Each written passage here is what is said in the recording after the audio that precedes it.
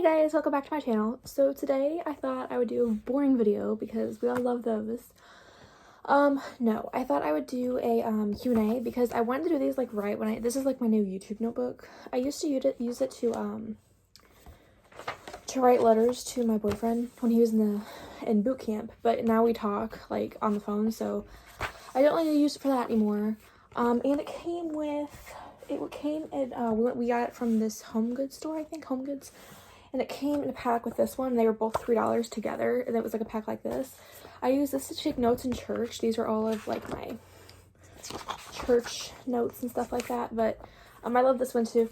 But I use this one, I've decided, would be the cute YouTube notebook because I watched Kenna Marie's video and she uses one of those to plan, and I've been trying to plan videos but like didn't know where to do it, so I think physically writing them down would be a good idea for anybody who's trying to think of video organization ideas. So I'm using this one from Home Goods, and I wrote down my Q&A questions in it, and I've been trying to do a Q&A for like ever, and at the beginning I didn't have like very many subscribers, so like I didn't have any, nobody's asked questions for Q&A, but now I have enough questions to do a little Q&A, so I thought I would do it since I've been trying to like forever. So the first one is what made me like beauty and makeup. I think when I was young in like 6th and 7th grade, I was new to my school district, and like I felt really lonely. I think like I just felt really by myself, and I was obsessed with like makeup videos. Not that I didn't have any friends, but like even when I did have like my best friends and stuff, I never did sleepovers or anything, and I just really didn't like to. So I watched makeup videos a lot, and in high school I even did too. So I guess I started liking them more so in high school, and I started realizing, hey, I look different with makeup on.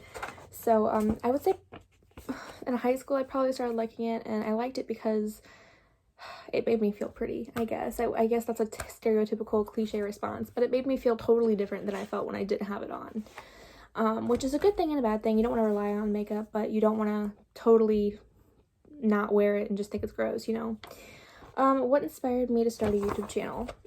Well, okay, I've tried to in the past, like when I was younger in middle school and stuff, but now it was more so my boyfriend's away, I have all this me time and I don't know what to do with it, and I wanted to do stuff I've always wanted to do. Not like I want to do it without him, but I want to do it and be my own person for a little bit. So I wanted to do a YouTube channel. I wanted to write more. There's things that I wanted to do that I could totally do by myself and be complete, And a YouTube channel is one of the things I've always wanted to do. So I thought I would do that. And, we're all quarantined is a huge reason. We're all quarantined.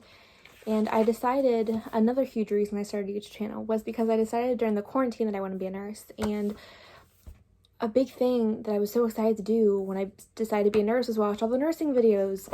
Where are they getting their stethoscopes? Just fun things like that got me excited about nursing. And I'm like, I would be a great nursing YouTuber for all the people who have questions or stuff because it's really helping me out. So yeah, that's probably why.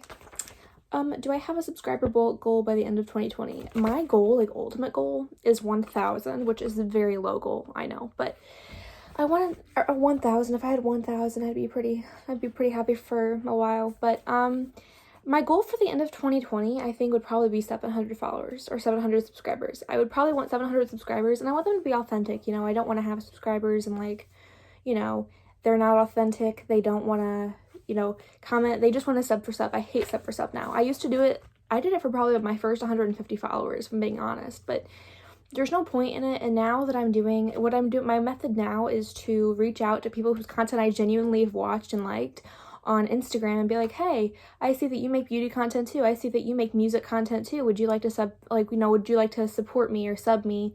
But I always ask them to check my content out first to make sure they'd authentically watch. And if they don't, that's totally fine. I'm still going to support them because I genuinely like their content. But it's more likely for them to subscribe to you if they genuinely like your content and if they genuinely like what your product is about. So I reach out to beauty YouTubers because I make beauty content too. I reach out to people who are like music and lifestyle because I make that content too.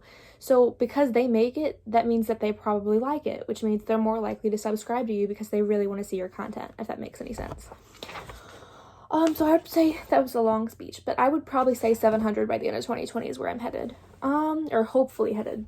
How old am I? I have this in my Instagram bio. It's probably not safe, but I'm 19. I just turned 19 in February. So yeah. I'm a freshman in college, if you guys want to know a timeline on that. I'm a freshman in college. I'm ending my freshman year. What is my goal for my channel? Genuinely, like, I don't want to say it's about subscribers and fame, because it's not about being famous. It's about feeling like I have a group of people that I can talk to who genuinely want to talk to me and hang out, you know. I don't want that to sound depressing though.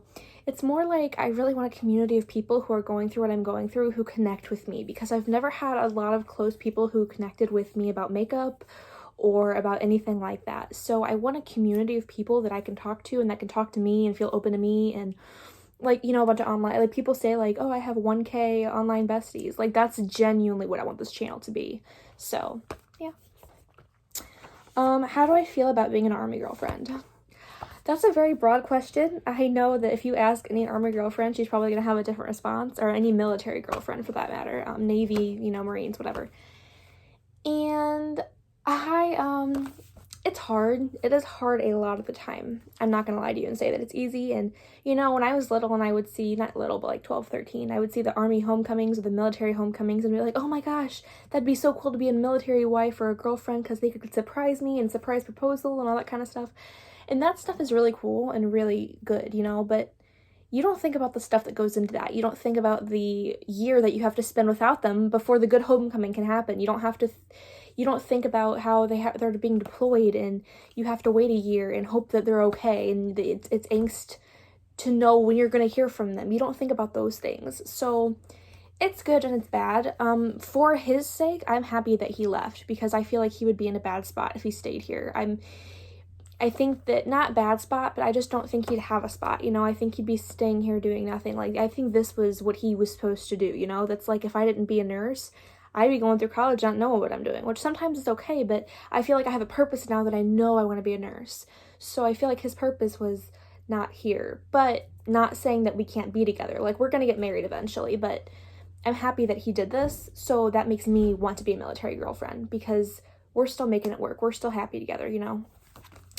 I don't feel like everyone can do this. I know that he said that there's people who are getting divorced right now because there's people in boot camp, which I don't understand, because my personal feelings on being a military girlfriend is that it's nothing that anybody wishes for. It's not. Nobody says, I really want to be a military girlfriend.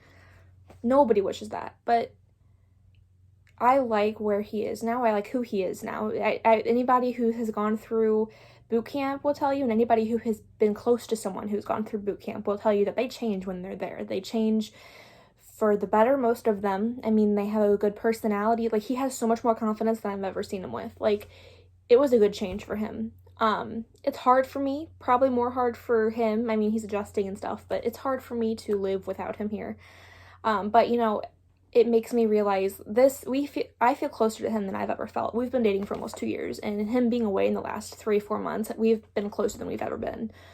So it's a strengthening experience. You find out when they're in boot camp if you're going to make it or break it. If you can take boot camp, you can pretty much take anything, because, you know, he's going to be in all the next stuff that he's going to do, he's going to have his phone. In boot camp, they can't have their phones. And, you know, on deployment, he's probably going to get to talk to me more than he did in boot camp. So, you know, boot camp is probably what makes it or breaks you, and it will tell you if you're ready to go through that with this person, if this person is worth it.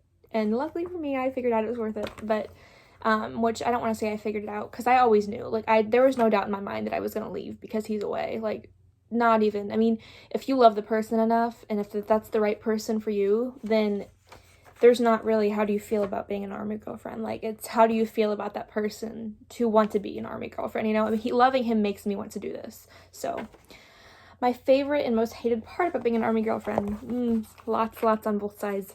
My favorite part is that I know that, you know, we used to talk 24/7 all the time. When I say we were attached at the hip, you can ask anyone. We were attached at the hip. But now every time he calls me or texts me, I get excited like I did when we first started dating, because when they're like absence thanks to heart grow fonder, I get so excited when he gets to talk to me again. And that is something that I would not get excited if he texted me here and I'd be like, oh, I'm mad at you, quit talking to me, or oh, hey, what's up? Like, I wouldn't be mad that he was talking to me, but you appreciate it so much more when he's not here. Like, I appreciate him talking to me so much more now, and I miss him so much more now. Like, I feel like I took for granted all the times that we talked. So I would say that the best part is appreciating our time together more than I did when he was here, just because he's not here, so you know what it's like without him. And another favorite part that I keep thinking about is like all the surprise homecomings that are probably going to happen and stuff like that. Like, that's really, take in more than when I see him for the first time after not seeing him for so many months. I'm gonna be ecstatic, and that is something that you can't do when he's here and I see him after work. Oh, hey, what's up? Like, it's gonna be amazing, and that is getting me through all this crap. So that's the best part, I think, is just appreciating our relationship more now that he's not here, and knowing that the love that I have with him is something that is very rare, and we found each other when we were 17. And that's, you usually don't stay together through that, I wouldn't think. Like in high school, when you start dating somebody, it typically does not last. But I'm lucky to say that I think I'm gonna marry my high school sweetheart, so it's like the love that we have is so rare. So appreciating that rare love more is probably the best part. The worst part is obviously him not being here. It's really hard. I miss him a lot. The thing that has been the hardest, I think, is thinking about all the stuff that we used to do together and looking at the places we used to go and having to live in the same town without him. That has been the hardest, and having to know, oh, we used to go there, we used to go there. That has been the absolute hardest. Makes me cry every time. But yeah, there's good and bad to everything. But I'm happy that I am where I am, and I am happy that he's where he is, and I'm happy that we're doing life together, if that makes any sense. My last question is, where am I from? I'm not going to give that specific of details, but I'm from America, and I'm from Illinois specifically. Yeah, nobody likes our state. Anybody who lives here will tell you that they don't like our state. And that's why whenever he gets out of the military, or even whenever we get married, we're definitely not living here unless they make us. But whenever when he gets out of the military, we're definitely not living in Illinois. So this is not a permanent thing. This is because I'm from here. So anyways, thank you guys so much for watching the Q&A, and thank you to everyone who sent in questions. I really, really appreciated it. What else? I'm going to be filming again on Wednesday. I don't know what I'm going to film. If you guys want to comment down below or go on my Instagram and tell me what to film. I have no idea what I'm going to film. I just planned as far as this Q&A. So, or I'll ask for suggestions on Instagram, and y'all can like send me stuff in my story. So anyways, thank you guys so much for watching, and I will see you in my next video. Bye.